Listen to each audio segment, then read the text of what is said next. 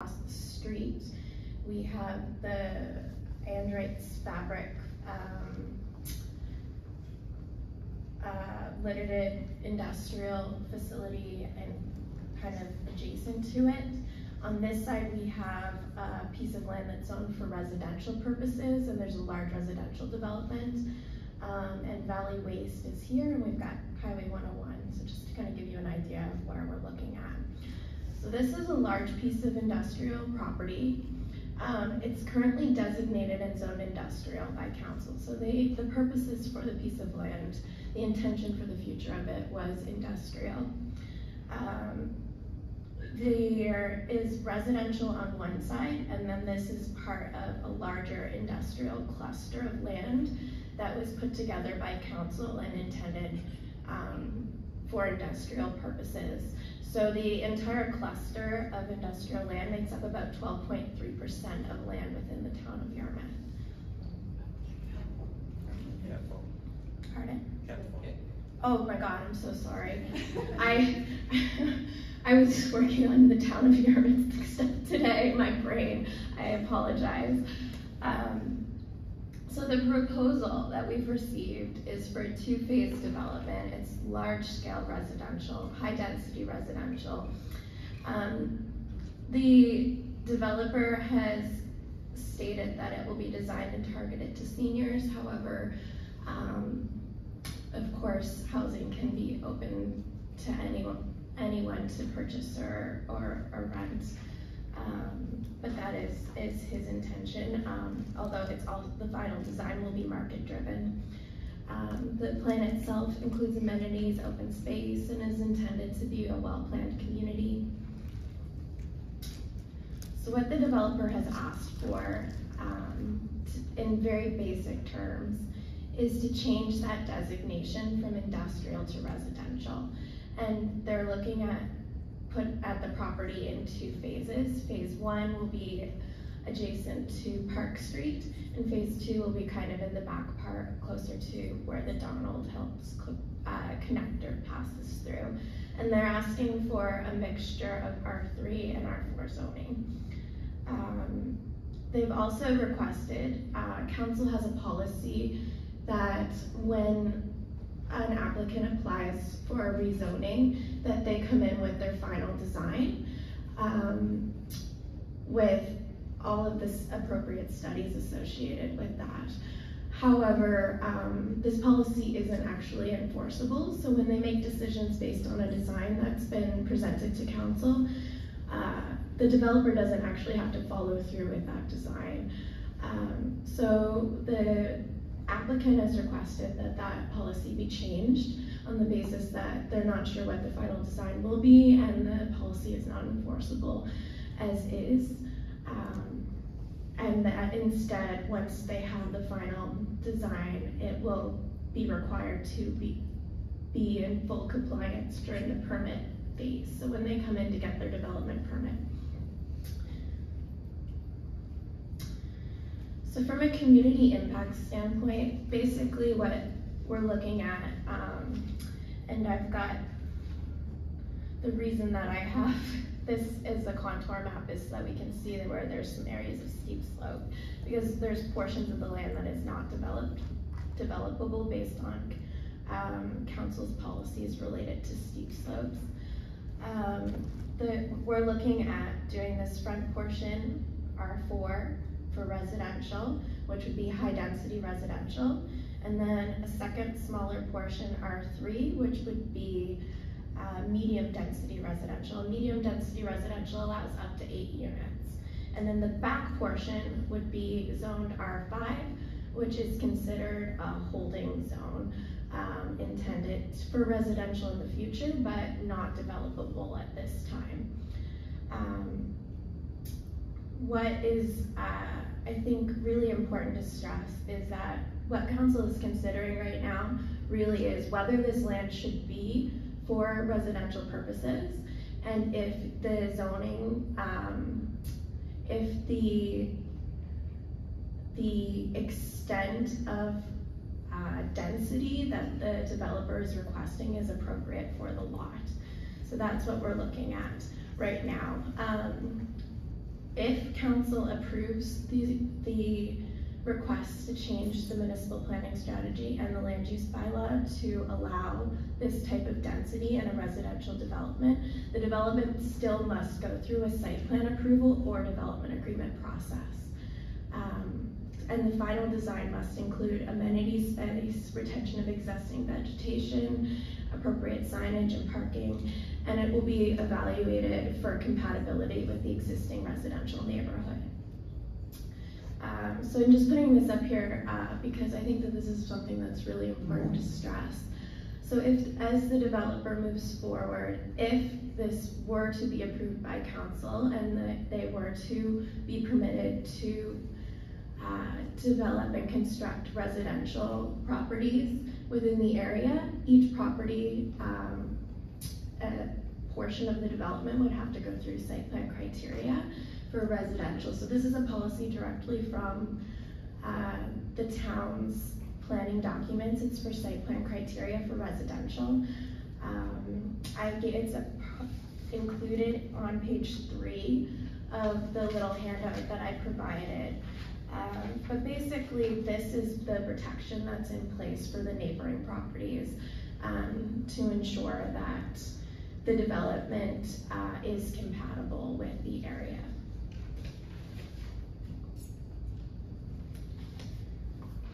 And with that, I am done and I'm happy to answer questions. I'm not sure your format if you prefer to wait. Yeah, maybe we'll just wait until the end, allow the applicant their opportunity to present, and then we'll field questions from there. Thank you. Darren, could I break your rule for a second? Yeah. Could you go back one slide? You just made 2 comments, and I just need to clarify those 2 comments. The R5 is, you said, a holding pattern. Does the applicant have to come back and have that designated to R3 or R4 in the future? Or does R5 allow them the ability to build something residential at some point? Yeah, so that is part of the more extensive report. So one of the amendments that I've recommended, currently R5 only allows single family homes. So that giant property could potentially have 1 house on it. What I have proposed is that that council change that policy to consider development agreements in that area.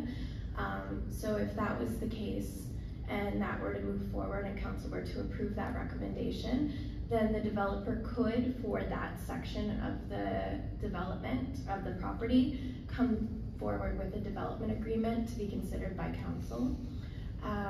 Which, for those who maybe don't understand what a development agreement is, it's a negotiation and agreement between council and the developer. It's a quite extensive process. It's looking at the community as a whole, and it is registered on the property, and it moves with the property and ownership. So that would be an option for the developer if council were to approve all of the amendments that have been recommended. Yeah.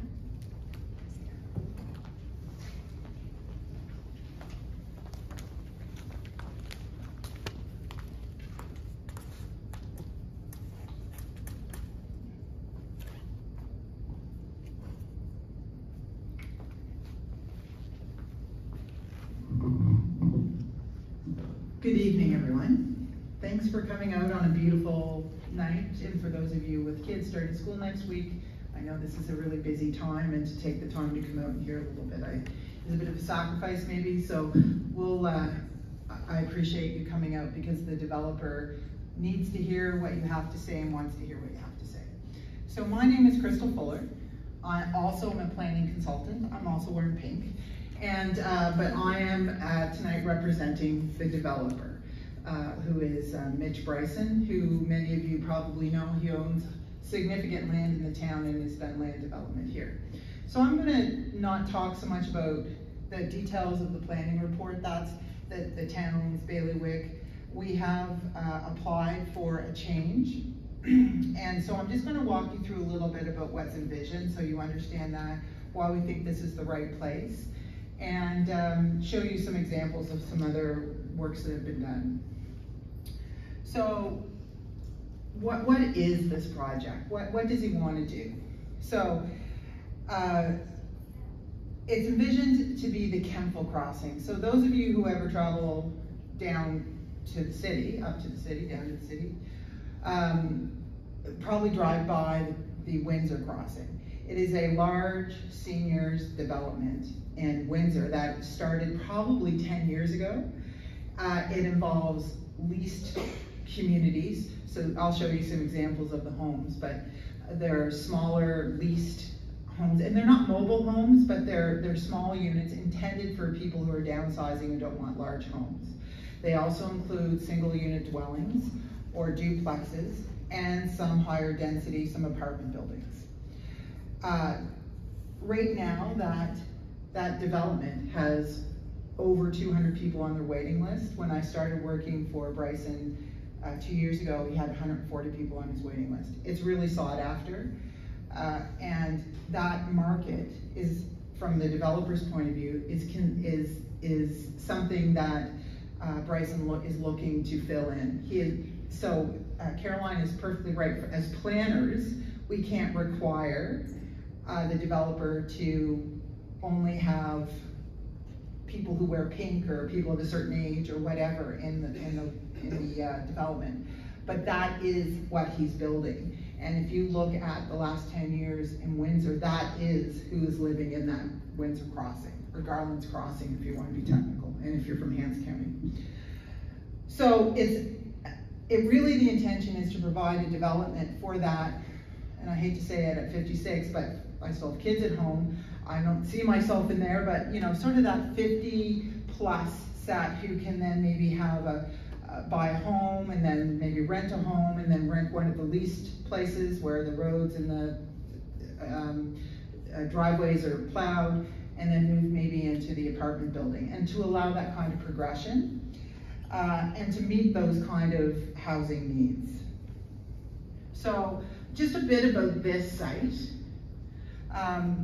It's big. It's 116 acres. It goes all the way from Park Street, or the number 1, all the way back to that hopeful Donald Hill's, I call it the collector, but I think it's technically the connector, isn't it, Dave? Yeah, the connector, which is hoped to be built by the Town of Kentville, and I'm going to talk a little bit more about that. It is designated industrial. So I just want to have a moment about what it means to be designated. Council, when it passes its planning documents, puts land in categories: residential, industrial, institutional, commercial. They can have a wide variety of categories. And then they put zones underneath those categories. When we are changing zones within a category, you can just do a simple rezoning. This, however, is a change in the category from industrial to residential. And that's really what we're here to talk about tonight. Does it make sense for that to be residential? From a servicing perspective, which is really important, it can be serviced by water and sewer. Those water and sewer issues, so we know theoretically it can be. The details of that will be worked out, not just at the development permit stage, but actually at subdivision where you create lots. There's a fairly onerous process that, and the municipal engineer here is here tonight, Dave Bell, not to point you out, Dave, but who then reviews whether or not the exact servicing specifications that will have to be met. But at this point, water and sewer is in front of them. And it will be up to the developer to demonstrate that they can connect to that and that there's adequate services there. And surrounding it, everybody knows what's there. There's the industrial park is there, and then there's residential, and there's a lovely ravine that's that people from McDougall Heights use. So it is within, obviously within town, but on the Colebrook side of town. So Caroline sort of did this. We have it in a different picture, and I had a staff person do this, so I want to show it to you because it took a long time for him to do it. So this sort of is where we're at. You can see the crossing, and that's what the name of it is at this point, the Kentville crossing. You can kind of see where downtown is. You can see the number 1 or Park Street. You know, the hospital is nearby. And sort of remember this picture because in many ways it's very similar to, the location was chosen for the same reason in Windsor it was chosen. It's near hospital services. It's in town. There's a, excuse me, I was excited to see it's not called IG anymore, the Independent is open again. So you all must be very excited about that. There's all these services that are very close by. The bus service goes down to number 1. Though most people in here obviously would be driving. You're close to the 101. You're close to all that Colebrook has to offer. So it's you know, you can get easily into Numinus. There's a lot that's really attractive about the site for people who want to live there. And I don't need to tell you because you're probably all residents of Kentville. And then, you know, and for those of you who use it, the trail is such a lovely thing, and it's close by, and bird sanctuary is over there too, along the trail. So, you know, it's a great location.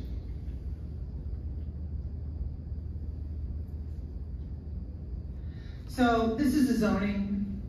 We sort of talked about the category, which is industrial, and then the zoning underneath of it is also an industrial zone. So that's pretty consistent with how things work in planning.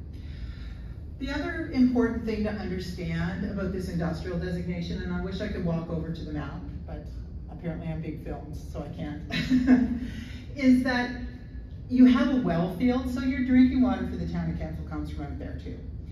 And those little circles are where drinking water is taken from the town. Now the industrial park was there before the well field was there, and those gray lines are areas where there are certain restrictions on uses to protect the drinking water. So the closer you are to the circles, the shorter time any kind of contamination takes to get into the well field. Industrial uses generally pose a higher risk than residential uses. Residential uses don't have the same amount of large fuel tanks or materials that they would use in processing, for example. So one of the considerations for the change in uses here from industrial to residential is the fact that this is within your broad catchment for your drinking water, and the residential change actually kind of supports some of those protection initiatives.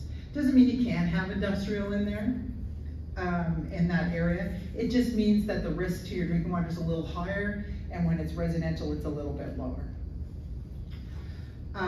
The other thing about that, and you know, just to provide a bit of a balanced perspective, it's really important to have industrial lands.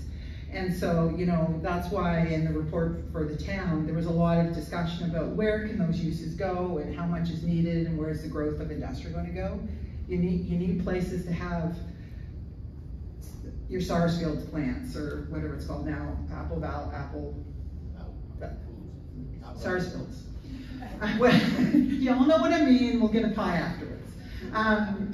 So, you know, from the town's perspective, they have to look really closely at, is there enough industrial land versus how much residential do you need? So, you know, these are the things that we're grappling with.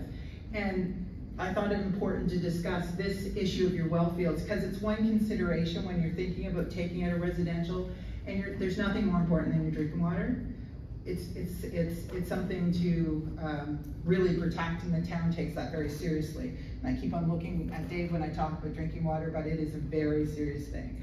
These groundwater zones were put in, if any of you are old enough to remember Walkerton, and then the whole country started to pay attention to this. And these zones arose from the need to protect your source water. So enough about that. The other thing that we looked at is the developer, and in considering whether or not this is a good location, is what is the housing need in Kentville?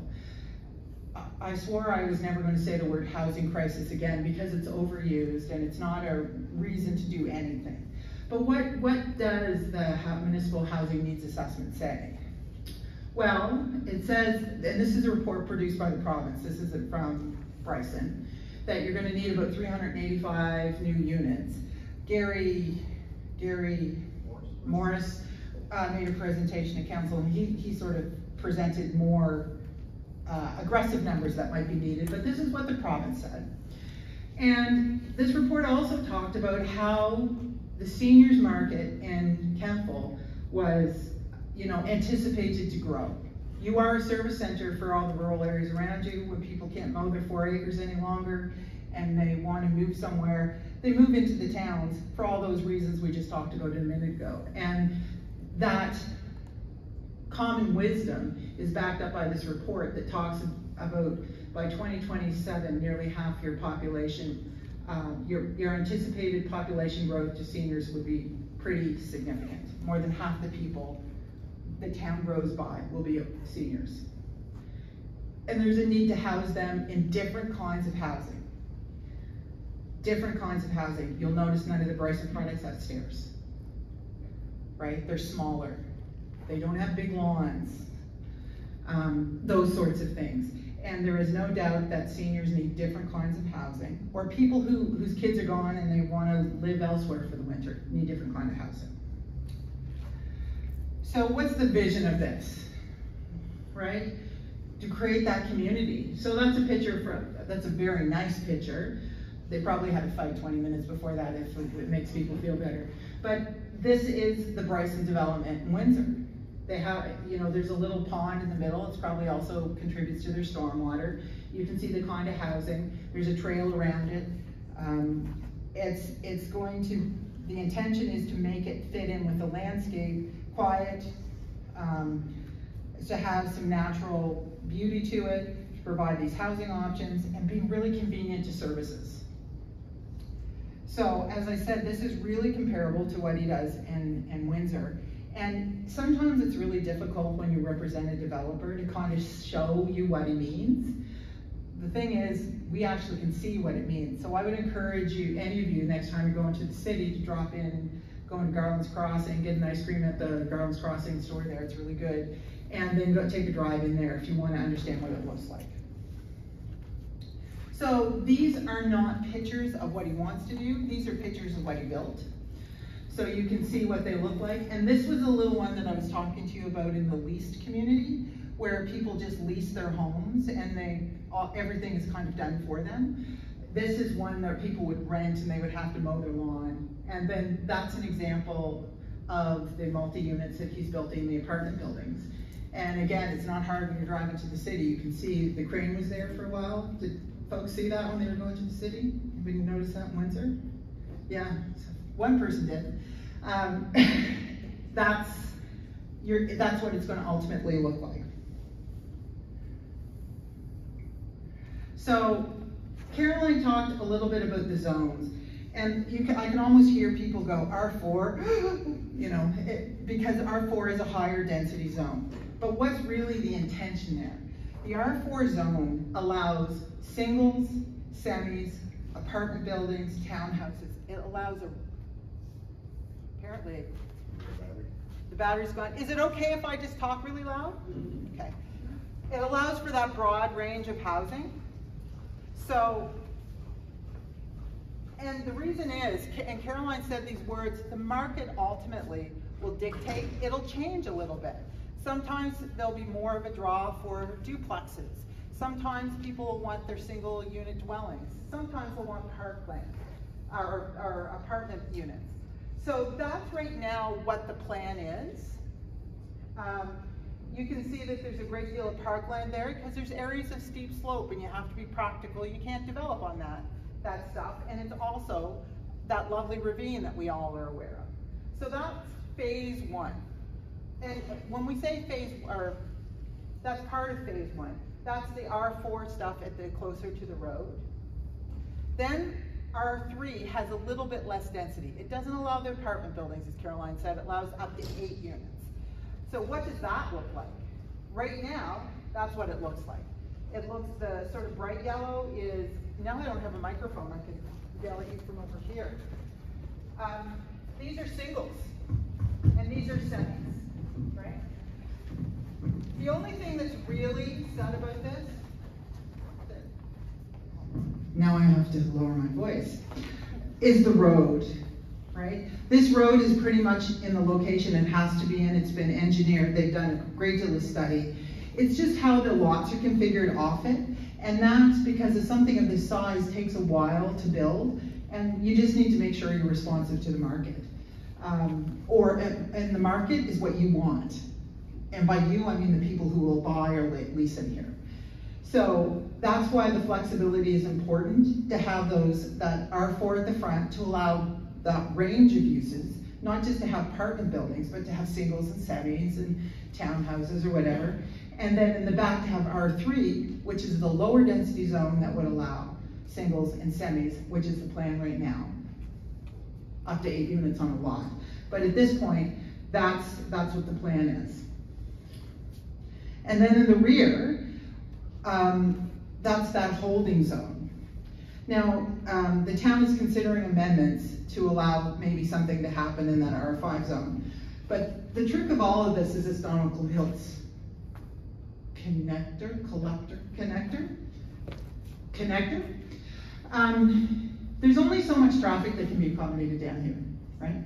So a traffic study was done and we worked with the town. And the reason this area, that's sort of in the colors, was identified for R3 and R4 was because that's about the maximum amount of traffic that can go out here. That's what the traffic study says. The remainder, that R5, really needs to have that Donald Hiltz connector built, and that's being driven by the town, and I'm not privy to the details of that. So if that happens in 2 years, great. If it happens in 5 years, probably not as great, but that's the reality of the situation.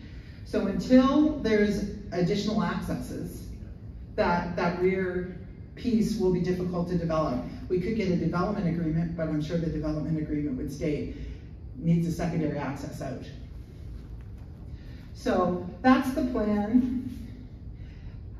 If and when the rear part of that is made available for development through the development of the construction, not the development, the construction of the Donald Hiltz connector.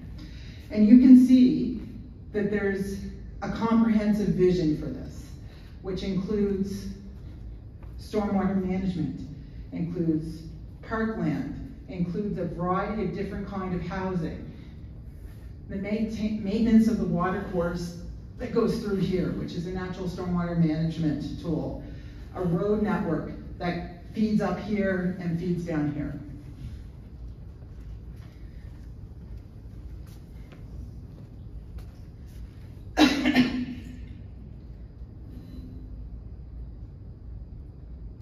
And I'm just showing you the estimated numbers, right? That's what we're looking at now. About 35% of the total area is green space. Because it is on a slope. It has obviously a stream or a water course running through it, and those areas have to be maintained and protected. And I know stormwater is tremendously important for us to consider. I know Kentville has issues with it, and I live in Hants County, and the sadness that happened there last year, and the sadness that happened in Wolfville this year. We need to be mindful of it.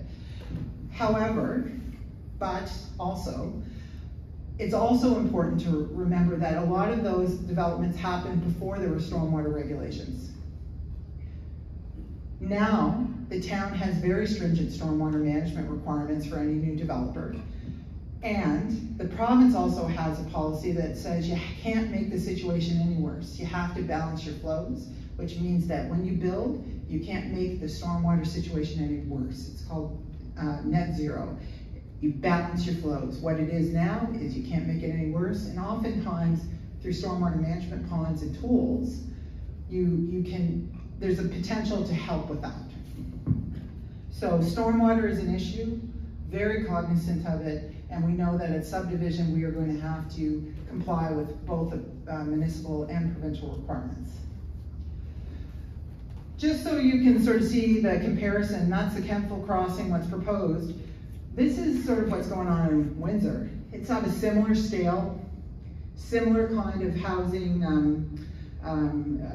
makeup, probably less green space. Some of that green space is municipally owned, so it's not quite inaccurate, but it gives you a sense of how that works. and what it looks like for full build-out. And they also, interestingly enough, have a rail trail there, though it's not as big as the harvesting trail that you have. And it's close to the highway, it's close to the hospital, the new recreation center. So very, very similar. The other thing that the Brison Group has done in Windsor, the crossing, Windsor Crossing, Garland's Crossing, is that they have also invested in social infrastructure. Well, what do I mean by that? They've actually built a community center for the residences. So they do that because they're trying to build a community, and that's part of what they do to attract residents there. So this is a picture from inside their community center. Now I would say that happens there every night, but they have card parties once a week. Apparently that's, you know, they have things there in the summertime. As the community grows, the Brison Group's looking at tennis courts, potentially an outside pool, that sort of thing. So the intention is not just to build houses, but to create a community that attracts seniors there and wants to stay there, and it gives them housing options. So it's important to understand not just the form and the planning, but the vision of what is being tried to be created, and if you think that is valuable to the town of Kentville. So with that, take a picture of my phone and contact information if you ever want to get a hold of me. I'm happy to talk about this with anyone. If you have any concerns, I'd love to hear them, love to hear them. Any great ideas, love to hear those too. So again, I'm Crystal, and I'm the Brighter Community Planning, and that's my contact information.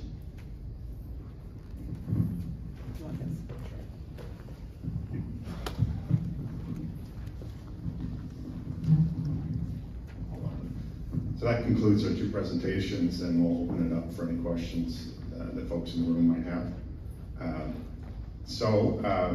I'll just go by hands, and if you need the mic, just let me know, I'll bring it to you. And we can have the best person in the room respond to your questions, because there's different skill levels here and experience levels. So. I'll get started. Sure. My name is Mike McLean. I probably don't need the mic because this is loud. A question around process and some clarity for the community, because we've all heard about developments that the council turns down, the developer appeals to the UARB, it gets overturned. I'm out of my wheelhouse here a little bit. For recording? I'm not loud enough. Okay, I'll try to tone down my voice too. So I'm out of my wheelhouse, so I'll defer to the folks that know this part of it, but each development's a little bit different. So this specific one, rezoning, does it fit in the bucket that if council decides not to rezone, that keeps it within the MPS and therefore it's less likely to be appealed successfully? Or where does that fit? Because I've heard, oh, if we turn it down, it'll be appealed, but this feels like a rezoning, so the current zoning is within the current planning documents. So how's that fit? I'm happy to answer that one. So this one cannot be appealed. This is because we're looking at land that's been designated in the municipal planning strategy as industrial. If council says no. If council says no, it cannot be appealed to the Nova Scotia Utility and Review Board, provided they follow the processes of the Municipal Government Act. Okay, thanks. Yeah.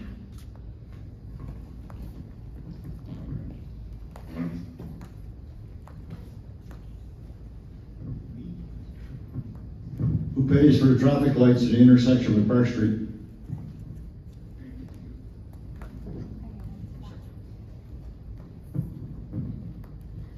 So council has a policy about about the cost of running services.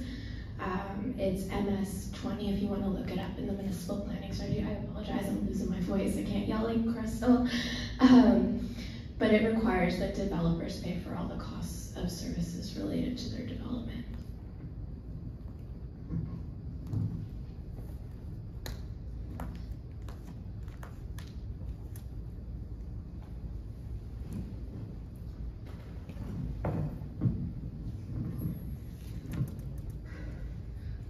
quickly, I wondered what time of day the traffic study was actually done there, considering traffic changes drastically throughout the day.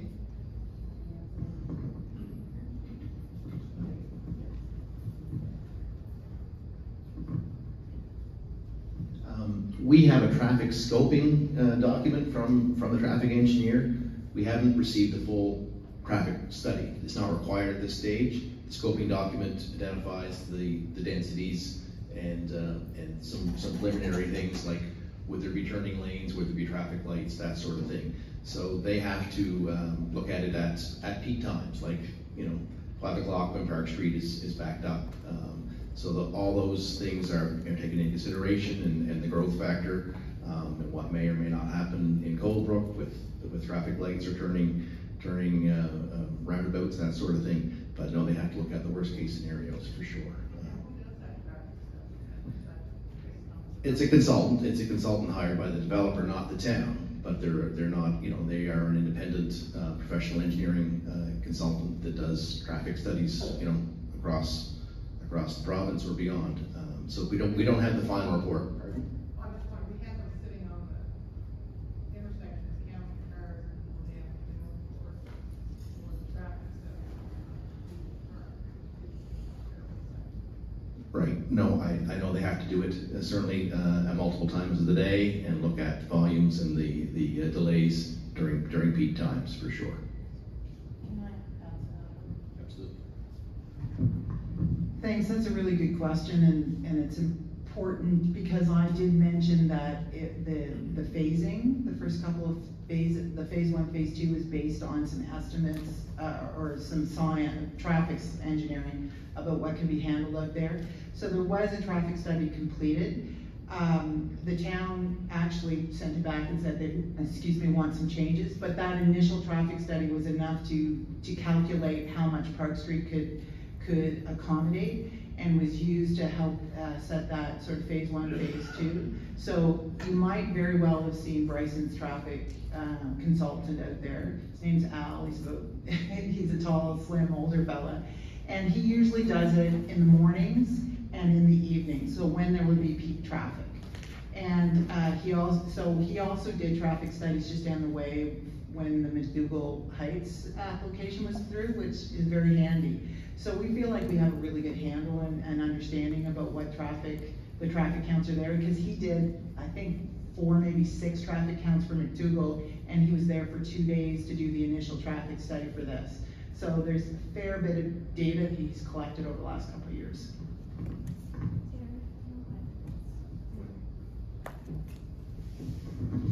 I just want to reiterate that this is not a final design. It won't be a final design until it first gets approved, the density concept and the residential use are approved by council. They have to be approved before they can have a final design, which would come in, and at that point a traffic study would be required. And so if you look at page 3 that I provided, Jay, I apologize, it's not Jay. I'm looking for the traffic study one.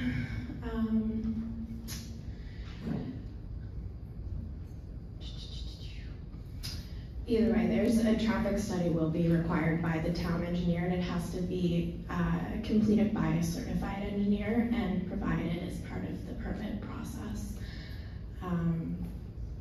And it won't happen until the developer has their final design in place. So what Crystal's shown is lovely, and I think what they hope to do, but just keep in mind that by rezoning those properties, if they were to be rezoned to high density residential and that medium density residential, that does allow, the high density residential allows consideration of multi-units up to as many as can fit within the lot requirements.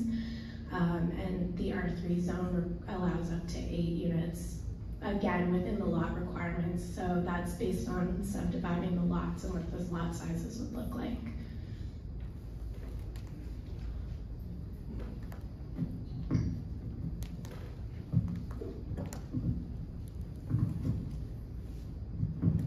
Hi there, my name is Sharon Kehoe, and the questions that I have, one, looking at the original, or the initial phase with 3 apartment buildings close to Park Street.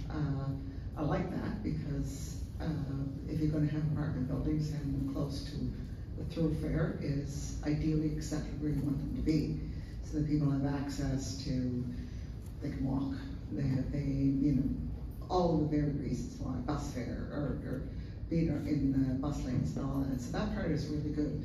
I believe, and correct me if I'm wrong, the construction of roads or whatever is currently going on right now. Is that right? No? All right, so it's another development I'm looking at? So, do you want me? There's some clearing of land going on, but the We can use the microphones, sorry. Sorry. Thank you. Sorry, Darren. That's good. There's some clearing of land going on and some maybe roughing things in, but the construction of roads can't happen until after you get the permission of the town to start construction, which is tentative. So that's not happening at this point. But there is some clearing going on out there for sure.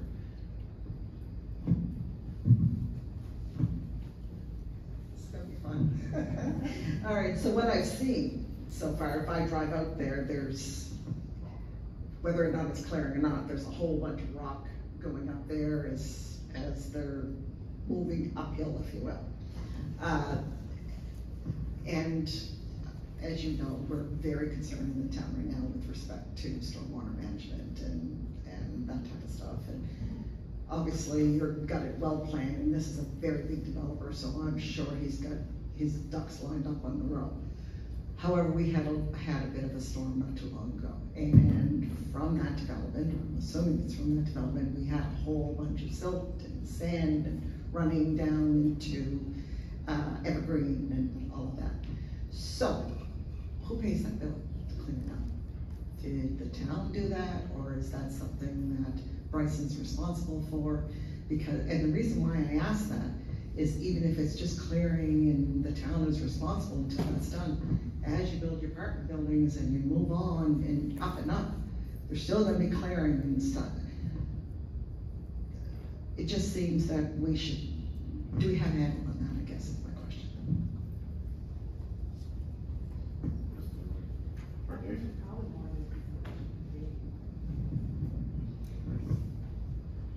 So Sharon, your question about, yeah, on the 11th of July, we did have an intense rainstorm, there's no question. We lost shoulders on Park Street. That area was in the vicinity of the clearing that Brison Development has done. The town cleaned, had to reinstate shoulders. Silting near Evergreen certainly came from the industrial park, not from that property, because Evergreen is west of where that road came out. There's a large flow certainly came down from the business park, industrial park. The shoulder washouts wasn't certainly solely the result of that development. It came down, and there was water that came across the road, no question. Where the clearing is done, the rocks that they put in certainly did the job that was intended, but that intense rain wouldn't have mattered if that had been cleared or not. I feel we would have lost shoulders on Park Street, and there would have been the same amount of damage done.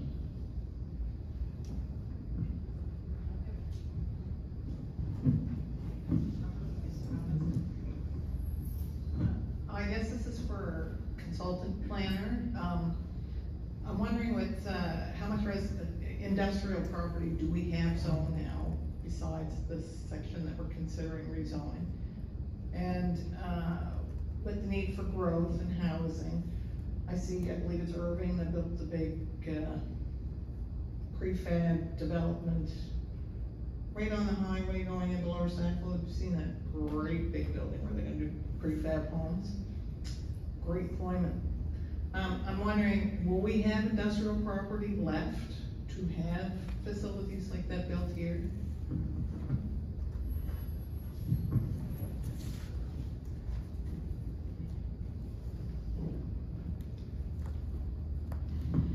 I think you're hitting kind of the question that council needs to consider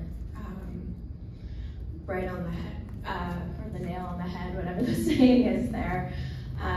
So this is part of an industrial cluster, which is 12.3%. I think it makes up a fairly significant portion.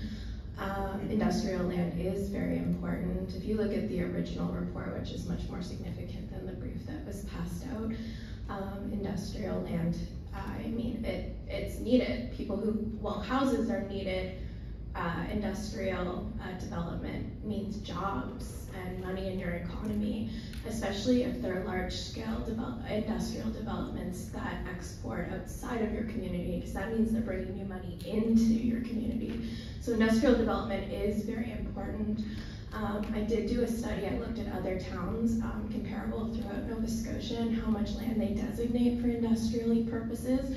And what I found was that it varies very much throughout Nova Scotia. Some towns, they have made economic development their priority, and they want to create industrial development parks. They want business parks. That's where they're putting their focus. Others are looking at housing, and it's a very tricky question, and we're in a time where it's not an easy question to answer as a planner, because there is no direct example that I can pull from to say, yes, this industrial land is much more important than housing, because really what we're seeing is that the province has said we're in a housing crisis. They want to help municipalities create more housing, and Kentville in particular is one of the areas where they say there is a big issue that they want to work on planning and make housing more available. But at the same time, although they're targeting seniors, but where are these people going to work?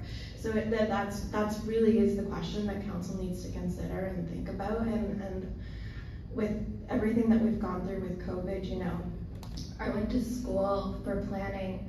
I graduated, oh my gosh, like 8 years ago with my master's degree in planning. And at that time, I was being taught that it was very important to use a future generalized land use map and to have a diverse set of development types within your community. It was important to have those industrial clusters. It was important to have commercial areas. It was important to have your different types of residential and how you staged them and how they were separated. But things have changed a lot. The world has changed a lot, and it is very difficult to find comparisons. So I've made the recommendation that I think council should consider this based on the fact that the province is stating that there is a provincial housing crisis, and this is a lot of new housing that could come into the town and support people who may be experiencing homelessness. I do think it's important that the housing be diverse. That being said, it's a tricky decision, and it's not. There's significant examples of towns where they've been very successful by keeping their industrial land and trying to target development in that area.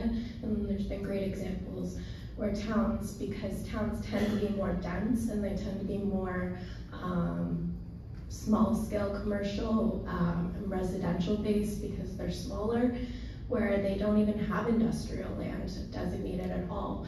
So it really just depends on the priorities of your council. And right now, your municipal planning strategy, it says that the priority of council is for this area to be for industrial purposes. So that's what we're talking about, and that's what we're thinking about. And that's why it was so important to look at all of the other areas and how they handle industrial land, and to consider the housing need that is within the area. And it really comes down to your councilors and the decision that they make in the end, and it's going to come from what they hear from you, because it's a tricky decision, and I don't think that there's an easy answer. I'll just add to that. One of the other considerations, currently hypotheticals, that as we look forward to developing this part of town, having a strategic document that helps guide that development, that future vision, is something that we're considering, and I'm getting my head around as I start here. So there'll be an opportunity, hopefully in the near future, for the community and for council to have those kinds of conversations about what is the right mix in the west end of town, and how does it fit into the rest of town as well. So that's one of my little projects that I'm working on as we move along. Okay, sorry. Yeah, sorry. Continue my trek through the crowd. Thank you. I think my question is a follow-up on Sharon Kehoe's comments, and it's a fairly large tract of land we're talking about here, and it's been barely developed at this point.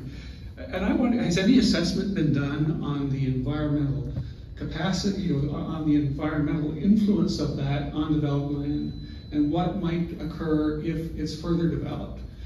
Sometimes, we think about empty space as not being of value, but it seems to me that we've long since learned, or should understand, that every piece of undeveloped land does something on our behalf. And if we alter it, there are consequences. And I guess I'm curious to know what assessment has been done on that property, and about what it does in advantage to the town and to the people who live here. Thank you. Crystal, did you have a thought for that? Well, I can tell you what we've done. Okay, that'd be good. And maybe Caroline can tell you what's required. However, do you want to do it the opposite way? You go ahead, Great question. So for land development, we follow the requirements of the province or the municipality, and starts usually with the municipality. I can't see you, so I'm going to stand up so I can make eye contact if that's okay with you. Not to get too close. So things like watercourse and wetland assessments are done. So there's clearly a watercourse running through there, and that was identified. We have my name up there, but we could probably put the plan up there. Does that make sense? So that people can kind of refer to take a look at that. So there's provincial requirements for wetland protection. There's provincial requirements for watercourse protection. There are federal and provincial requirements for species at risk. So if they are found on the site, the developer has to work with that, and the details of that, he'd have to end up hiring a specialist in this. It's called SARA, Species at Risk Act, and so that's not me. Other things that are required by the province are the stormwater, which is how water moves. And the last is, sorry, I keep coughing, stormwater, and an archaeological thing. So there are archaeological regulations that the province administers if something is found that is important, that is noted as important or potentially important. So things like forestry and agriculture, that's not protected through land use, right? Unless it's zoned for those sort of things. The issue with this piece of land is it's serviced and it's within a town. So it's in a serviceable area, and it is in an area that is intended to have a certain level of density. So those are sort of the considerations that are brought to bear, with the recognition that this is an area where development should go, as opposed to other areas where development has been restricted, either by, like the agricultural zoning outside the town, for example. So that's sort of some of what we consider as developers. Do you want to add to that? Sure, yeah. So I'm not sure when it comes to the wetlands on the site. There's, for this area, there would be a representative from the Department of Environment who would take a look at the application and decide what kind of remediation action would be required based on the proposed development. One thing I will note is that, in my experience in the past, is that because it's a provincial organization, they don't require that the remediation happen on the site, which is often surprising to people.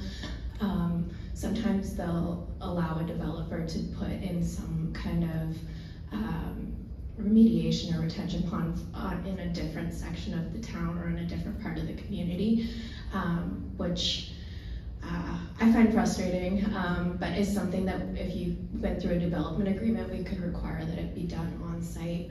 The town does require a stormwater management plan to come along with any development, and again, because this isn't finalized, that hasn't been done yet. So before anything would ever be approved, we would require a stormwater management plan, and stormwater management plans they've really progressed, as Crystal kind of mentioned earlier in her presentation. They have natural elements, looking at swales and retention ponds and rain barrels and rain gardens and things that really beautify the community but also support that stormwater runoff. Then you can also have engineering solutions. So I assume the town would be looking, and Dave Bell would be the one who would make the decision on that, would be looking for a mixture of those things. I will say that I think part of the question was about the large tract of land itself, and if the town has looked at the purpose of it. Well, it's been designated industrial, and industrial lot sizes for industrial purposes are much larger. So the amount of development that could happen on that lot based on the steep slope policies that the town has and the industrial policies, you wouldn't see this scale of development happening. You would see something much smaller. So it's kind of hard to, when you're looking at stormwater management and environmental impact, to understand, because when you're putting in this much development, there's going to be a lot of pavement, there's going to be a lot of roofs, there's going to be a lot of runoff based on that. And each of these lots and their lot sizes are based on residential use, whereas that property, because it's been designated industrial, the purpose is, the lot size that's been considered for it is much, much larger. So you wouldn't see this kind of scale of paving happening and building and roofing and that kind of thing. But that being said, as the final development, whether it's industrial or residential use that comes in for a development permit, it would still, if Dave felt that it required a stormwater management plan, that would be required, and those features would be necessary. Follow up on that, Darren? Sorry. I don't want to contradict you, Caroline, but I have to disagree a little bit with that philosophy. This is industrial now, and as of right, tomorrow someone could go in there. Mitchell, I guess, could develop that into a road network, perhaps not unlike that road network that's there. And you picture that in the adjacent current industrial park that's just separated by the land to the west is Parsons Investments, and the next piece is the industrial park. That industrial parks probably have runoff 5 to 20 times the intensity of a residential zone. So if, yes, they would be larger lots, but when you picture a current park or our park, it's roofs and asphalt and very little green space.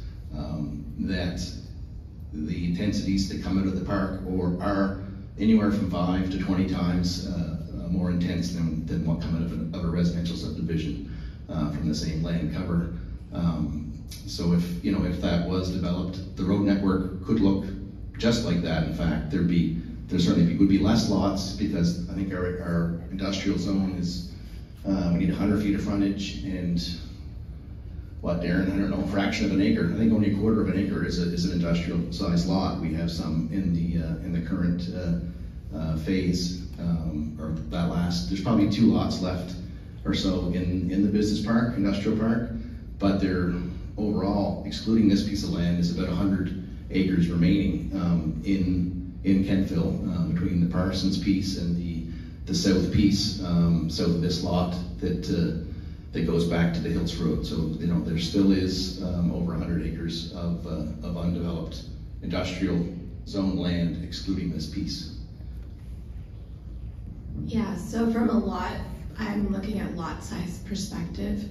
The minimum lot area for industrial zone, and because they would have to be subdivided is 10,000 square feet.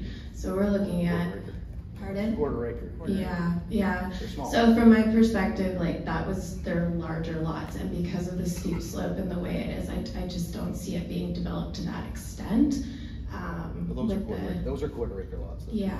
Over yeah. 10,000 feet. I just want to compare, like we could have that same road network in industrial layout, and you'd have less lots, but the same developed area with higher intensities because of the rooftops and pavement in an industrial zone. Sorry, trying to use the mic. Yeah, it would just have to be subdivided to meet the lot requirements, and you need the road frontage, that's the thing. So can I just add one other thing, if you don't mind? So, you know, I think I raised in my you really great question, because you've sparked a whole lot of discussion, which is the stuff that council has to have. So just because I'm old and I've been around for a while, I just wanted to talk a little bit about, back when I started with the County of Kings in 2004, I worked on these wellfield provisions with the Town of Kentville back when Wayne Gibbons was still the Director of Planning. Many of you probably remember him. The important thing to remember about the industrial area is that wellfield.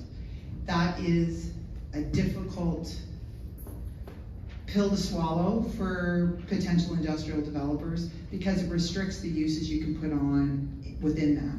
And again, the closer you get to it, the higher the restrictions are. So as Dave said, there's a lot of land left down there, in part, and this is just an opinion of somebody who's been around for a while working on this, is because industrial developers don't want to be restricted. And so there was a study, the county, Wolf, Kentville, and Berwick did back in 2008, something like that. Mike, you probably remember it. Yeah, it's in that area, where they were looking for other industrial areas because of the wellfield zones here in Kentville. And funnily enough, there's industrial land also in the one in Port Williams. So industrial land's hard to find. You need three-phase power, you need access to the interchange, because it's mostly driven by trucks, but those well fields are a significant barrier for medium to heavy industrial, and even some light industrials are problematic. Like a car wash, for example. You would think it would not be a big deal. So I think that's meant that there's been less interest in those industrial areas. Would you say that's a fair? Yeah. Yeah, we have a report from staff that this property is intended for light industrial purposes based on the wellfield site, which is part of why I just don't see that large scale development happening with the lot size requirements on the frontage for industrial purposes. Let's spread it out a little bit here. Thank you. Greg Webster, relatively new town resident. We've been here for less than an election cycle, so I'm new to the process. I'm following up on Sharon's and Jim's question on stormwater management. I think it is the hot topic for this town. We've seen it with the Davidson situation in by the school and by KCA, with the Condon Avenue situation above the ball field, the flooding out here by Evergreen, this last storm and some of the earlier ones. It's my understanding that most stormwater management design is based on 100-year storm criteria. I really think that we are at the stage of climate change that we need to rethink stormwater management design. That's not enough. We're having 100-year storms every 2 or 3 years. And so the systems have got to be designed to handle that increased load. The comment was made here, I think maybe by Dave, about the potential runoff from residential development being considerably less than the industrial development. But the reality is that is a wooded piece of property now. We're still having these issues, and the runoff from the residential or industrial are going to be multiple times a wooded lot. And And so one of my concerns is the developer going to be able to mitigate that potential increase in storm flow, both during construction and after construction, so that it will fit within the existing drainage systems? Obviously, the brook that's right there on that map, just below the blue arrows where the road goes out onto the highway, that brook is already compromised. It's a safety hazard at the present time because it's a drop off from the road into the brook. There's no riprap there. There's no guardrails. No nothing. It's a safety issue. That's before we develop any of this. So I think that issue has got to be addressed jointly between the developers and your department and so on, because it doesn't look like a tenable process at the present time. Thank you for that. Yeah, noted from a number of people here tonight and before tonight as well, some of the comments that I've heard over last few weeks as this has gone up. There's a lot of stormwater management questions. Don't want to give Dave too much mic time here, but I do know that we have a comprehensive stormwater management plan in the works. I don't know, Dave, if you want to touch on that in this context, or if... It's early, but I can. Sure. We can put you.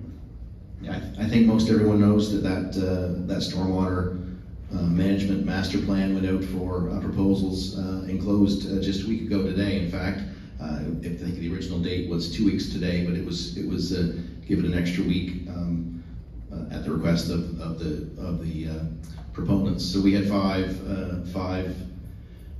firms from across the Maritimes give us very in-depth proposals. We're still reviewing those now.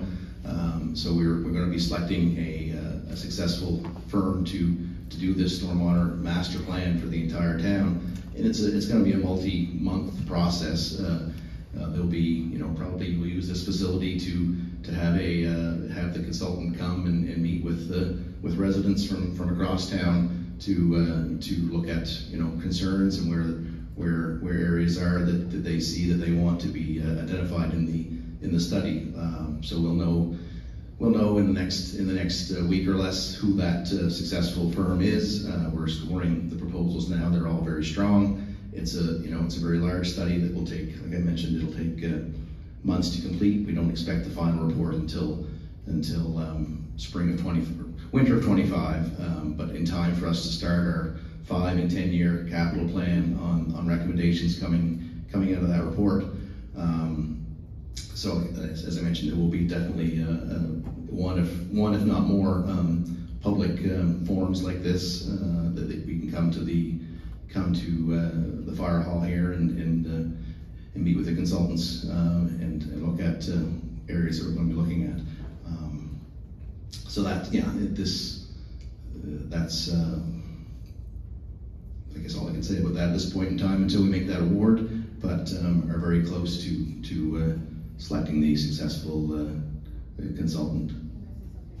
Sure thing. So the question really is, can we do it? Right? Can the developer actually manage the stormwater on the site? It's exactly the right question.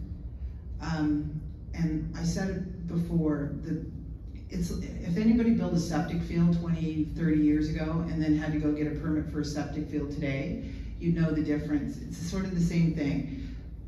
If you talk to the Department of Environment, they don't worry about current day septic fields, they worry about the ones that were built 40 years ago. Sort of the same with stormwater.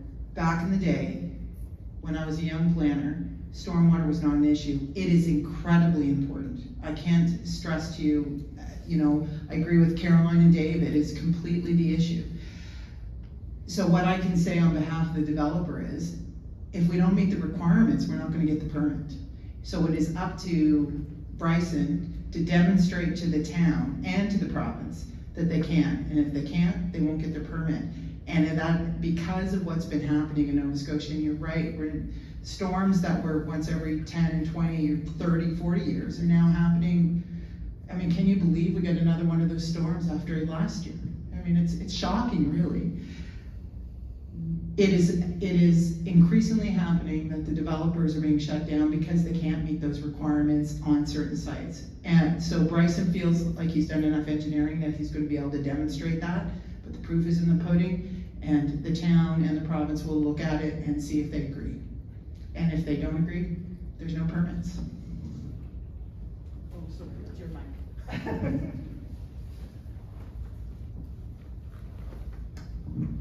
I 100% agree with what Crystal's saying, but I do want to highlight that plan. So right now, this land is permitted to be developed, because you started by saying, you know, this property isn't developed yet, and we had a storm, and this is what happened. So a stormwater management plan is required. It is something that we'll have to go through, Dave, all of the things that Crystal said.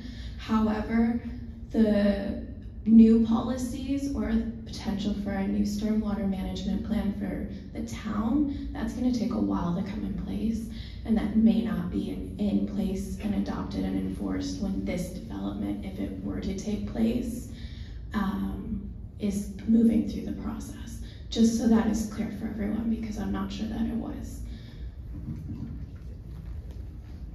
Just to quickly add to that, Caroline, it's the study is for problem areas now. You know, anything new that's undeveloped, that's not the areas that this report is looking at. It's looking at issues that we currently have with our existing aging infrastructure. You know, maybe the pipe that Greg spoke about on Park Street, that's existing infrastructure, needs to be upgraded. We're applying for funding for things like that in order to replace that infrastructure on Park Street or on various locations throughout town that are problem areas. New development like this that's on raw land has to be designed from the get-go before they're approved. But we do have existing areas that need replacements and upgrades and larger pipes and management areas, and that's what's going to come out of the storm water master plan that recently closed. So you're fixing the old septic fields, not fixing the new ones, to use my analogy. New ones need to be done. Yeah. My misunderstanding, because it is possible for council to adopt further criteria when it comes to stormwater management plans, and it is something that they can do.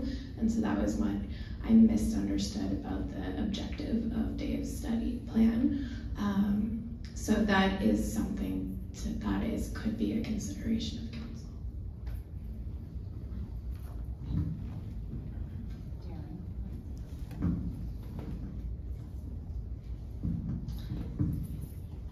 I don't know what the protocol on this, but I'm a city council member, so I hope I can ask. Crystal, this is a question for you.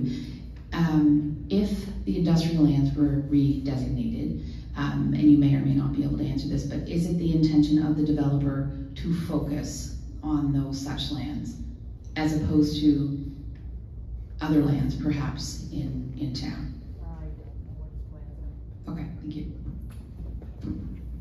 I said I don't know.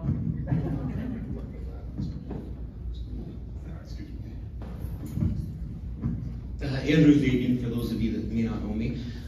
Caroline, I'm sorry, I'm gonna use your vocal cords again. I know you're having trouble speaking. Just wondering if you could explain a little further the difference between site plan approval and development agreement. A lot of people don't understand what that means. And I'm also wondering why the recommendation, and I've been on council for 4 years, I know we haven't used development agreements, and I'm wondering what the reason that we wouldn't put that in the recommendation, so the council has a little more control on what the project looks like. Because our role is just to rezone it, to make a decision on rezoning, and then we're pretty much done from that decision. And it's then moved onwards to the next phase. So just wondering if you could explain to the public the differences and why, perhaps why there wasn't thought into maybe doing a development agreement on a project like this. Thank you.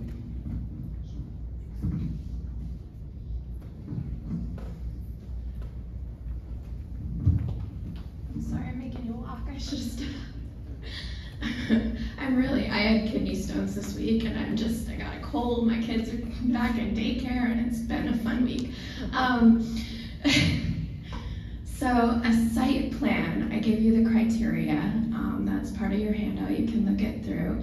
A site plan goes through the town development officer, and I'm saying he because it's a he right now, but he or she would approve the development based on that criteria, and then the neighbors would be notified within a certain distance, and those neighbors, should they have concerns that the development officer did not take into consideration that criteria appropriately, they would then be able to appeal to council, and the council can make any decision that the development officer would make. So they can approve, or they could ask for more information, or they can decline application for development. A development agreement is something different. It is a negotiation between the developer and the town and the planner. It is something that typically in the Town of Kentville you don't have a planning advisory committee, but typically it would go through first year advisory committee, and then it would go to council for consideration.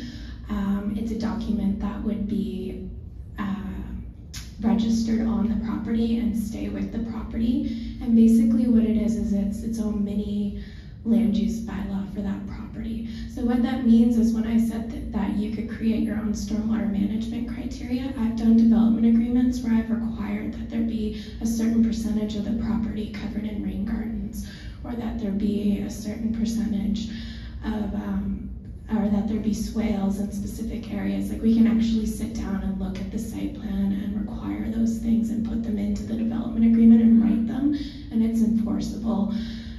You can bring it to the Supreme Court just like you would with the municipal planning strategy and land use bylaw if someone were to not follow that. So it's a very enforceable document. To your question, we actually are, part of what I've written is I wouldn't just allow this to happen.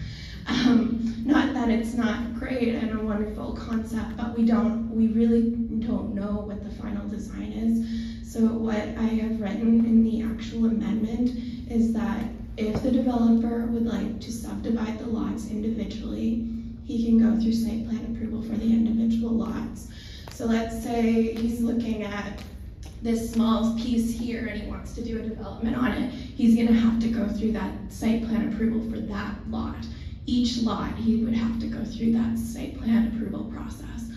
Or, how we've written it, he can look at the entire property and consider it through development agreement, which is a much better process because you're looking at the development as a whole, on a scale. You're looking at the needs of that development, because there might be some needs for communal spaces, there might be needs for some local commercial uses, because this is a significant development with a lot of new residents. They might need a laundromat or to get their hair cut, or they might need storage units, depending on how he's gonna, if he sells them or rents them, where is he going to put those kind of things? So these are things that you think about in a development agreement, and that would be my recommendation for how to move forward.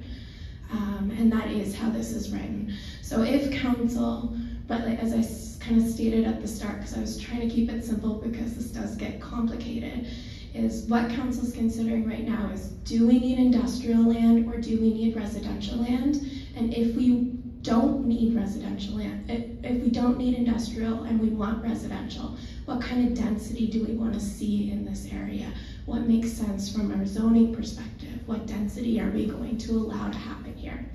And then from there, the developer will be required to come in and submit his applications and follow the process. So he can either subdivide them individually and do site plan approval if he doesn't want to go through council, or he can apply it for a development agreement. And then we would be right back doing the same thing, having a public hearing and going through council and looking at that final development and what it looks like and the kind of requirements that we're going to put on that property.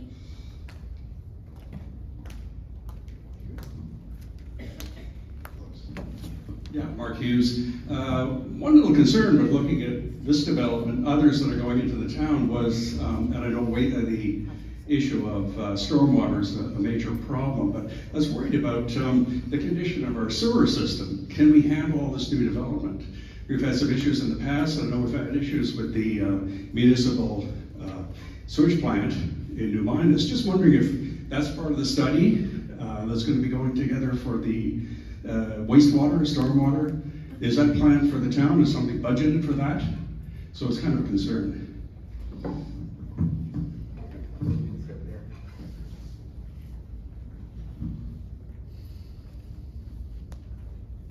I guess I'll start with residential versus industrial again.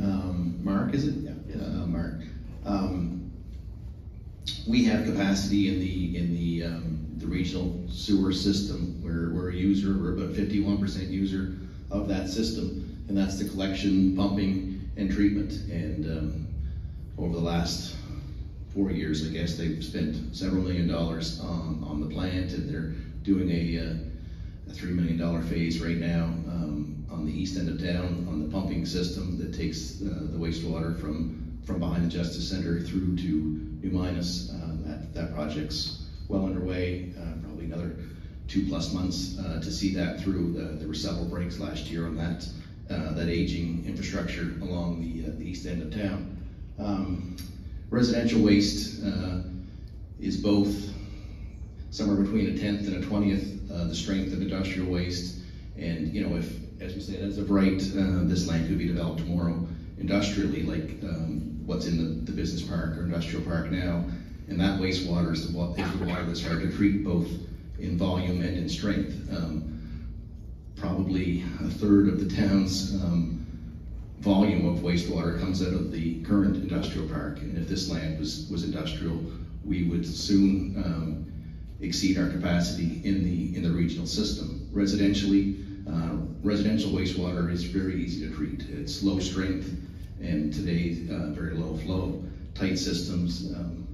You know, a small home would use you know, 150 gallons a day, compared to a business or an industrial lot that would use tens of thousands of gallons a day with potentially high strength waste. Not all businesses do that. There are, you know, professional places in the business park that are really just offices or small manufacturing areas that don't contribute to that load or flow. But in general, industrial strength waste is so much stronger and higher volume than residential. So we have capacity for in the collection system and the treatment system for we're only at about half of our allotted capacity for the town. So we use about 1 million gallons or we send to New Minas about 1 million gallons of wastewater each and every day. And the strength now is blended with residential, commercial, industrial, eating establishments, that sort of thing. So it's a blended strength, but the residential strength and flow is certainly the best use of our capacity in that plant and system as compared to industrial load, for sure. Not sure that answered the question entirely. Thank you.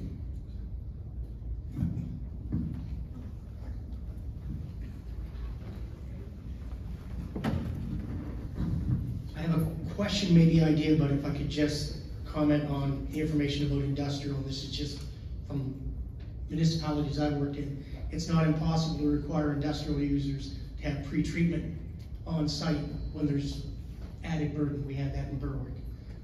So I think some of those things can be mitigated depending on the development. And if this is light industrial, that might play into it. My thought before those comments was around the struggle that council has, and it's always difficult. Having industrial land, which can be important for our youth to have new businesses to work at. So there's an employment aspect of that. If we take away the borders, which is difficult to do, but the town border, the county border, perhaps industrial land is important where it is, where it's been identified. Perhaps there's other areas not in the town boundaries, and trust me, I understand the impact of that, having worked in that world. But from a planning perspective, New Minas has huge growth potential for residential.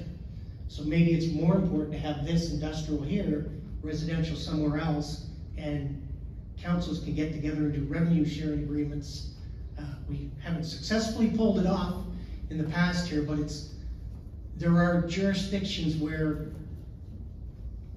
the the different municipalities can have revenue sharing agreements that if we provide this, you provide that. And I just throw that out as an idea, and maybe approving a zoning change now is too soon. It's not gonna develop next year fully out as an industrial zone. So to make a decision right away seems quick. And that's just a comment or an idea. And it can get riddled with bullets because it may be a bad idea. Those that know me, I'm a left field thinker.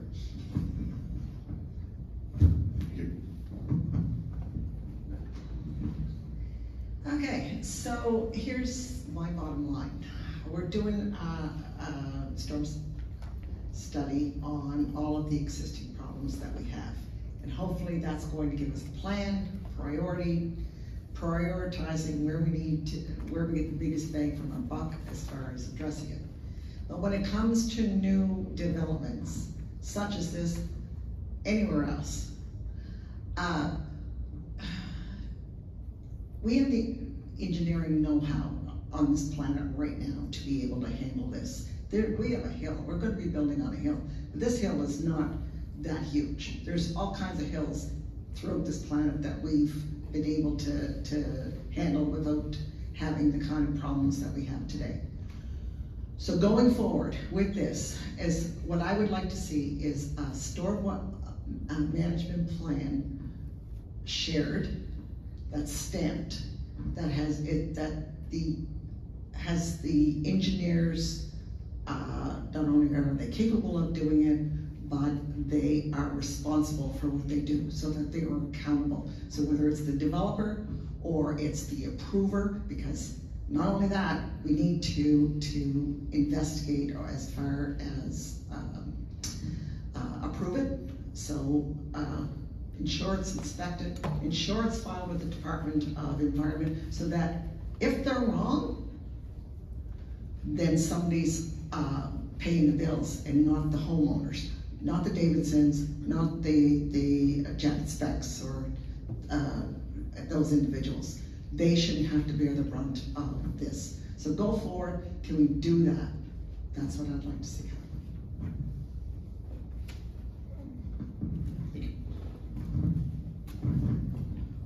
Dave Ritzy.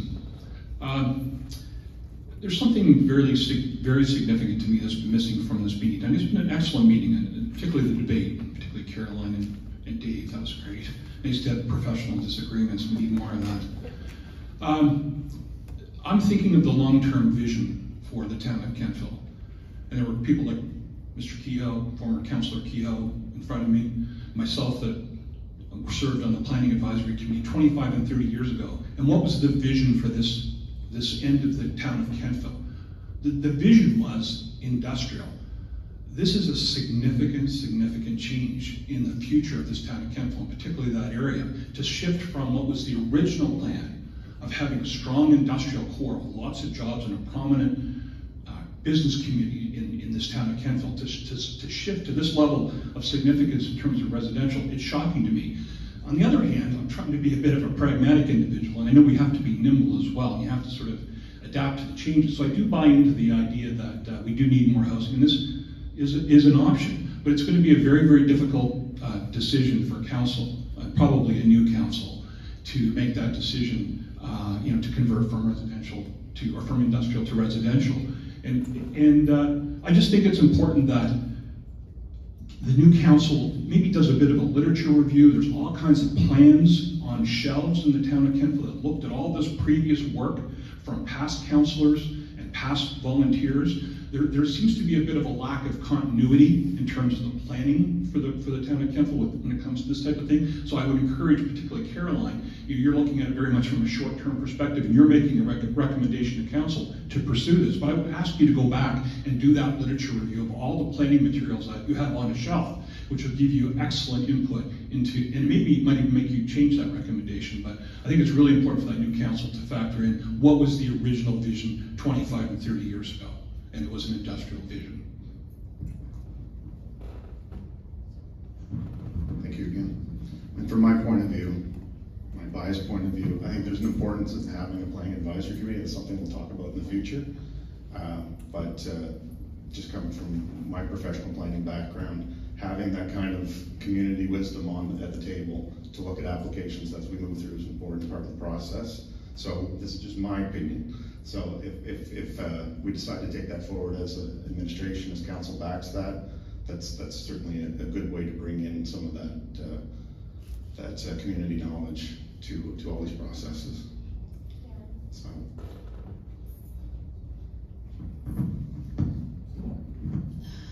So one of the questions was, and this was probably would be directed probably to you, Darren, or to you, Carolyn. When was the last time that there was any sort of a request to have something put into industrial lands or something built, or inquiries or anything like that? Like, has it been some time? I know with regards to the Parsons land, you know, there's still quite a bit of land there for folks to go to. So I'm just wondering if we have any information on that. Sort of dovetails on Dave Ritzy's question as well. Thanks. Thank you. Caroline, do you have enough of the background? I'm afraid I don't yet, so. So we're working, I gotta maybe give you a little background on how I ended up with the Town of Kentville, and it's because your planning department emptied out very quickly and you've lost a lot of staff. So I have to, at this current time, I am having difficulty even accessing specific permits, so I could not tell you. I asked Darren if I could have that information for this meeting, and we weren't unsure if we could pull it. So that's very frustrating and hard as a planner, but I will say I'm a planner, so I'm thinking future. So when it comes to looking at the past, and those documents and information is important, but the census data has changed in the town, the counselors have changed, the vision has changed, the context has changed. We've gone through a lot of different things that play into the decision-making process here. We are trying to get that industrial data, not just how many industrial permits have been issued within the last few years, but also the tax revenue associated with those.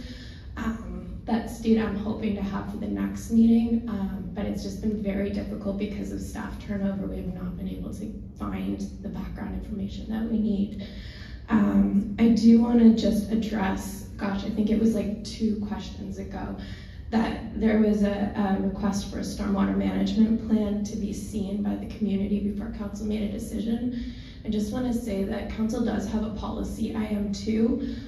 It's within their municipal planning strategy. It states it should be the intention of council to require the applicant to submit sufficient information and argument in support of any proposed municipal planning strategy amendment. So if council would like to request a stormwater management study, they can. That is something that is available to them as part of this amendment application. However, because we don't know the exact development, I'm not sure how valuable that information actually would be. And part of the amendments that I recommended is actually to reinforce that policy and make it more effective and available to council to use in the future. Yeah, I think I got everything there.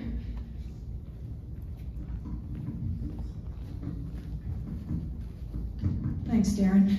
Mayor Sandra Snow. So just a little background. This land was actually part of the acquisition by Andritz in the 1960s. And after the town of Kentville received the funding on the Donald Hiltz connector, Andritz saw this as a business opportunity to sell off this land. They had no intention one way or the other of how this was going to be used. The other thing to realize is that in 2018, the Kentville Industrial Park was renamed the Kentville Business Park because we had less and less heavy industry going in there because of our wellheads. Now, before the wells were put in there and before this became an area that was sensitive to this type of development, we had our water coming from McGee Lake. So we didn't have an issue with wellheads. The other thing as well is that the industrial park or business park actually has a special tax rate because when it was originally developed by Business Nova Scotia, it was supposed to be the Kings County Business Park. And Kings County had a different tax rate than the town of Kentville did for commercial and industrial. So we took that as a sign of goodwill because we thought that the industrial park would be built out completely as part of the growth in Kings County. And that didn't happen because, as you'll recall, Kings County actually developed several other industrial parks and again gave incentives for bigger businesses to go there. The other thing as well is that the Valley Wren has actually developed a database where they have mapped all of the industrial, or actually all commercial, industrial, retail land in Kings County and Annapolis County, and they have a web-based access so that anyone who's coming here looking to buy land can go into there and figure out what they need and what's out there. So it's not so much that our vision has changed from the original industrialization of that area. However, what we've seen is that the growth has occurred on the specific lots. If we look at Valley Foods, they are in the stages of growth, and so those are the sort of things that we have encouraged, and at this point in time, this seemed like a good place to start this type of I'll say residential, because it didn't affect anyone else other than the fact that it's beside the Andrets and in a single family home. Thank you. I don't want to cut anyone off. 15, okay. There's some more hands, good. Just to clarify. Just 1 second. You can say it if you want. Okay. That piece. Just from discussions between you, myself, and Lindsay, this piece of land is not part of the business park. It's outside. It's outside, but yeah, just that's okay. Thank you.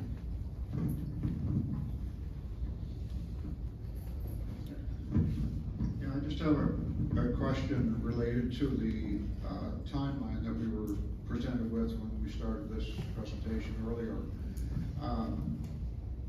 If that timeline is followed and met, which council is making the decision on this rezoning from industrial to residential?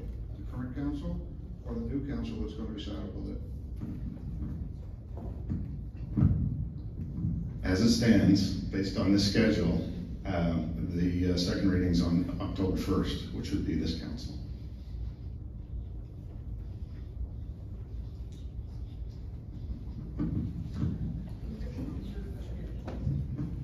I just want to go back to industrial and the rezoning, which is what we're talking about here, because residential development is great because we're getting it up behind McDougall subdivision now, quite a large stretch, and various other places that we'll have more public meetings for. But this one is specific to rezoning and taking away industrial land. That if, and again, because we've lost our development people in the town, I'm not sure who is responsible to actively go out and seek to bring in companies to go out there. I would think that would be part of the town as a whole. I would like to see our children to be able to live in Kentville, work in Kentville, not live in Kentville, drive to Halifax. That would be part of what I would think Kentville should have as a vision. Keep our people here, so we have stores, we have businesses, and we have manufacturing. That's what I thought Kentville was. And it would be nice to keep it that way. And I don't think we need more seniors taking away potential, that opportunity, I guess, period, that opportunity. I have no problem with Brison Development. We've got big province. I mean, look on the access by the highway. There's lots of places to build. But Kentville, I would like to be able to have kids in Kentville, work in Kentville, and live here. That's all. And because this is rezoning, clearly, we're just talking rezoning, right? Yeah.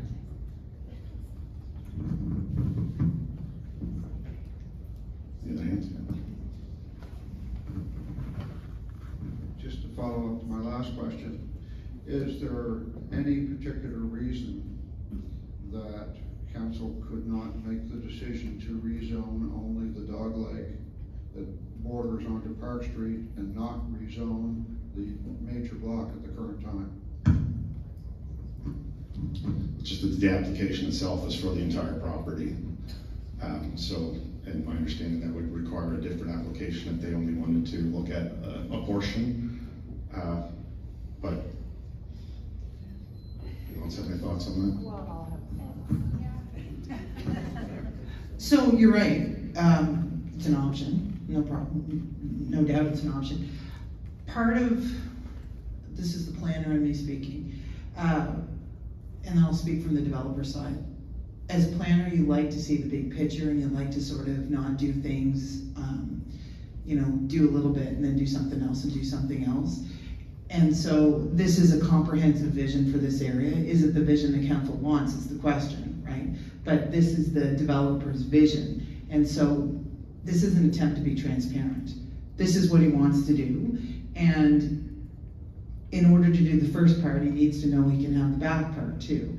Not that it's going to be exactly like this, but it is for him, for the developer only to get the first part and then leave the back part as a future decision is a risk. It's a business risk.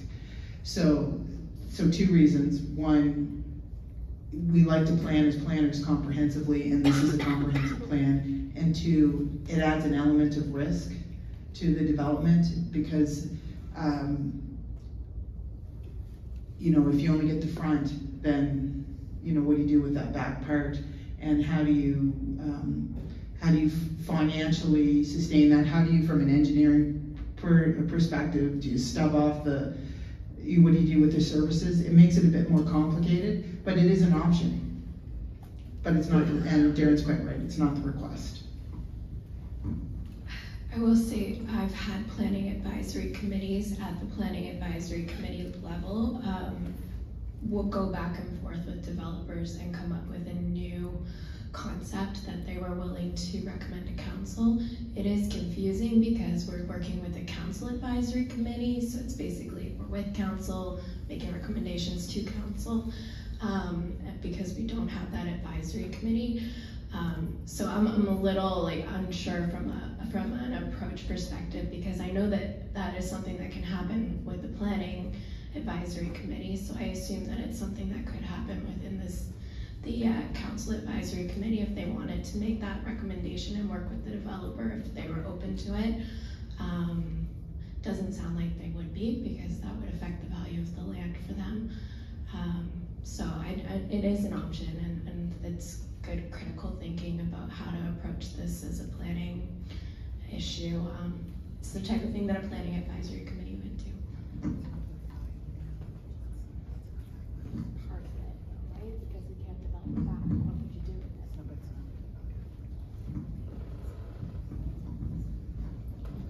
That's one good thing about tonight is the decisions aren't being made, so there still are opportunities to have those types of discussions going forward. Thanks, Darren. Kathy Maxwell, if you don't know me, I'm on council right now.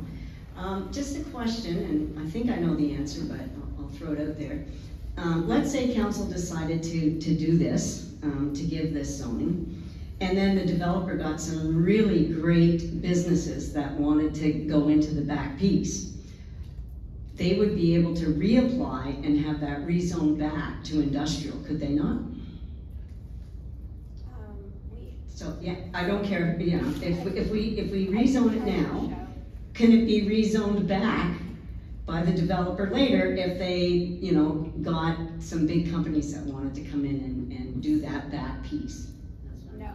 No, they can't. Well, we would go through this process again. Yeah, that's what I mean. Because the designation, yes. And we're looking from a municipal planning perspective, not Right. a land use bylaw. So I know it's a rezoning, but it's also changing a designation.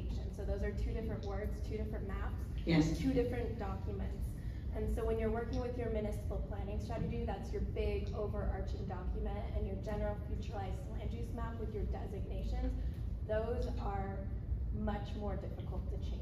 It's not that easy to go through that process. That's why we're going through this now. Right. So it would be quite difficult. It would be difficult, but it could be done. He could apply, yes. Yes, thank you. I will say that part of the amendments is to include permit some local commercial within the R4, I believe. So it's something that can be considered local commercial though. So it would be things that would make sense in a residential area. Right. Yeah, I get you. Yeah. I'm shocked at the rapidity with which this decision-making process is occurring. Where's sober second thought? You don't have a planning advisory committee, you're relying on the CAC. It just seems to me that the timeline is very, very tight. It doesn't seem like the due diligence has been there. The decision-making seems very short term, just very rapid.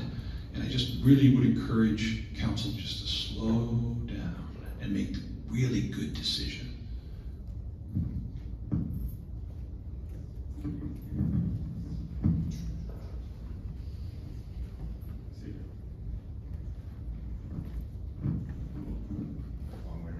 Thank you.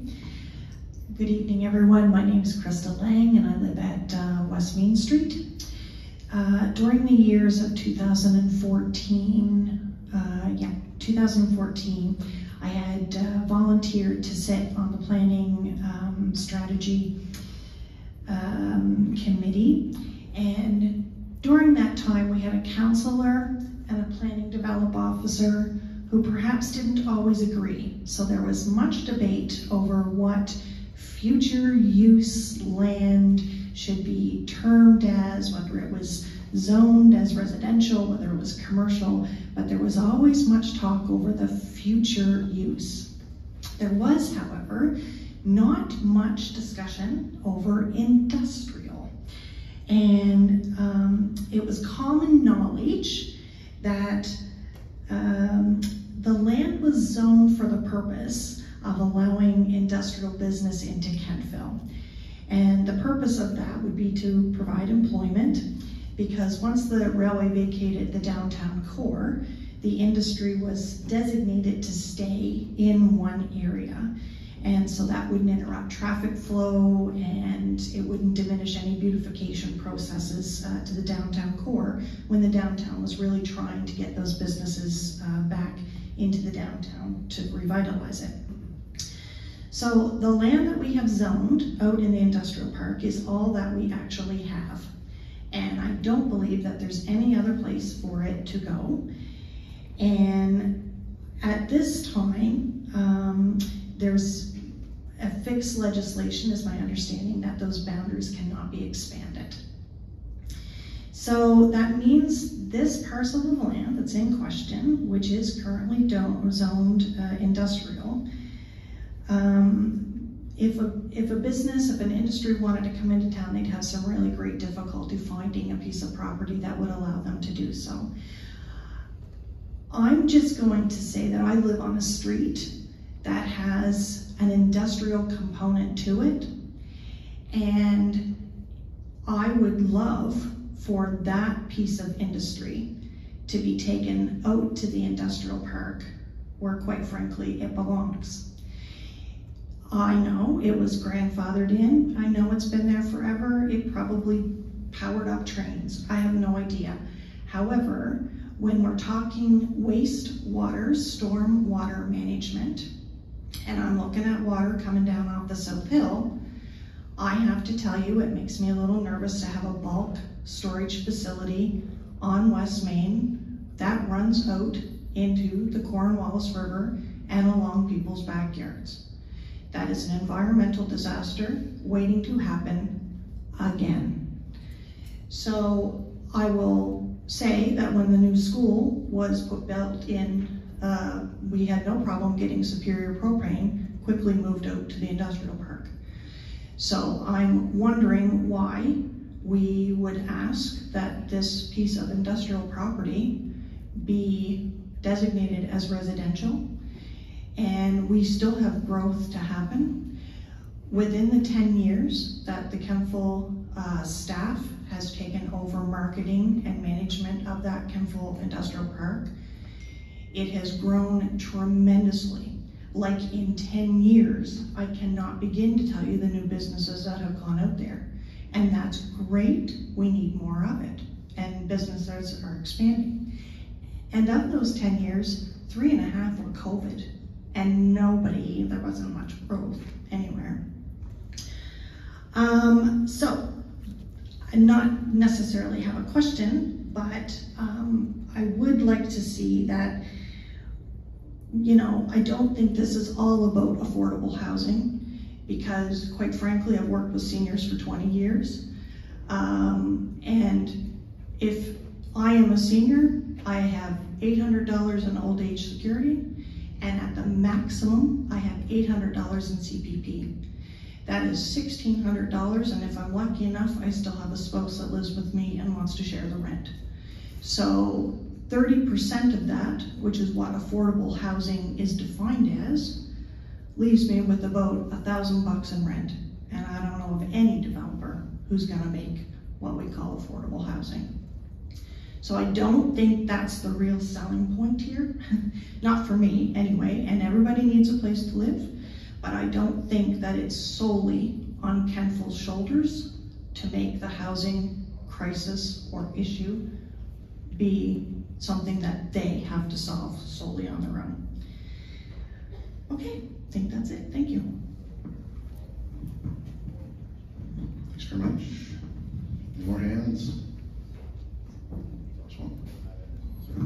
Hello, I'm just curious, this rezoning, does that include the 2 parcels on the other side of Donnelly Hills Connector that was purchased at the same time? And are those still industrial?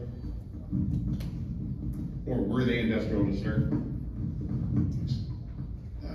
To my understanding, this is just on the north side, or left side, as you look at this map of the connector.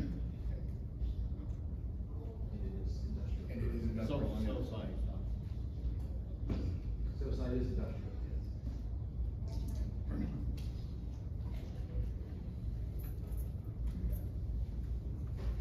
Any reluctant hands?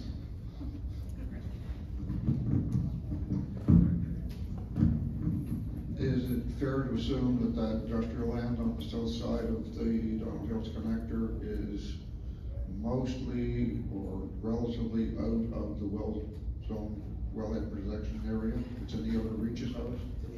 The edges of I'll flip the map up here.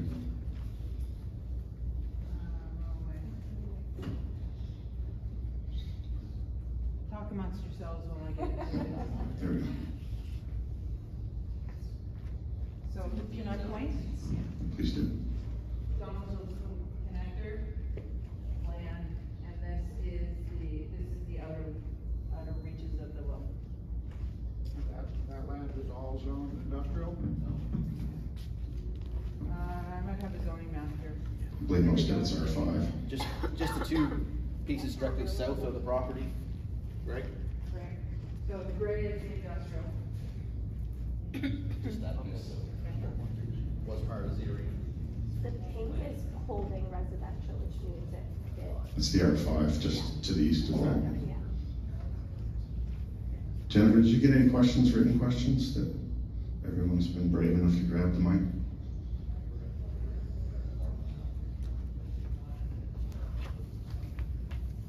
See, this won't be the last opportunity for public input on this. As I showed in our organization earlier, the flow of the process, there'll be a public hearing if we, again, depending on the will of council, if we get to that point. We do have comments that I'm available for comments in my contact information. I did not bring cards, but I'm reachable at the public at the town hall, and I can certainly get my numbers out there. I think my contact information is on all of the public engagement material. Correct, so Caroline would actually be the better one, but I can help direct to Caroline, should people want to walk into town hall. So if there are no other questions or comments, I would like to thank everyone for coming tonight.